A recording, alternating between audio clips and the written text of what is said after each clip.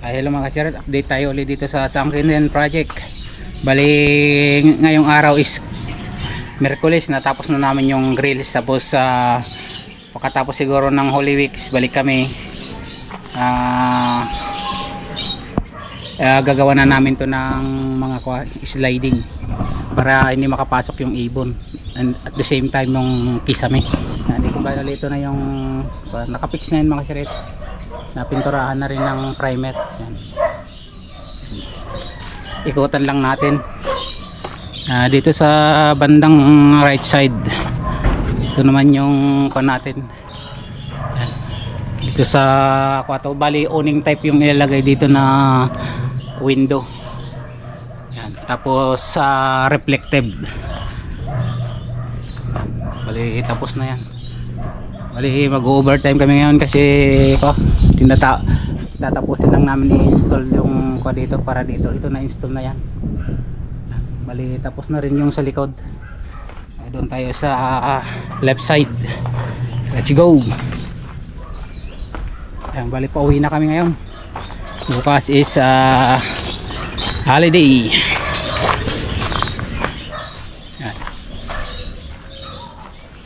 Tapos na yan, tignan din natin yung steel door doon sa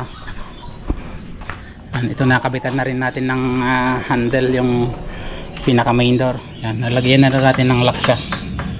Yan, puro stainless siya na ang ito, bayad niya sa Wilcon mga kasyarat is 1,350. Napakagandang quality.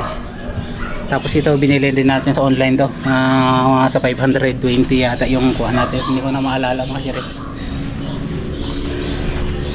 Yan, tong sa kitchen area tapos na rin. Tapos itong steel door, yan, okay na rin. Bali pinalitan natin kanina ng deadlock kasi hindi pala advisable yung pwedeng pihitin sa loob. Baka basagin nila yung salamin tapos bubuksan, makakapasok yung walang security. Yan, okay na rin yung mga bintana dito mga kasyarat. Bali owning din to. Tapos itong sa taas fixed glass lang yan. Then at the same time dito sa butterfly type na window, salamin ito din to, owning type. Bali dalawang owning to mga kasyarat. Tapos doon sa gitna ay sa taas bandang upper part is nakapik siya para bumagay doon sa transom natin. Yan, tapos na rin to dito mga kasyarat. Tingnan din natin doon sa ito yung modern type design na grills. Yan, binagay natin dito sa kabahayan kasi modern ang design nito mga kasyarat. Hindi na uso yung marami mga kulot-kulot. Bali okay na yan mga kasyarat lahat. Yung ceiling natin. Okay, bali pauwi na kami. Hinihintay lang namin na tumuyo yung isang grills doon sa CR para ma-install na kasi isa na lang para hindi na natin siya babalikan. Let's go. Ito lang yung kakabit pa namin doon sa isa na lang. Yan si Oliver, kumakasyarit kakabit namin doon. Yan, dito tapos na ito mga kasyarit. Yan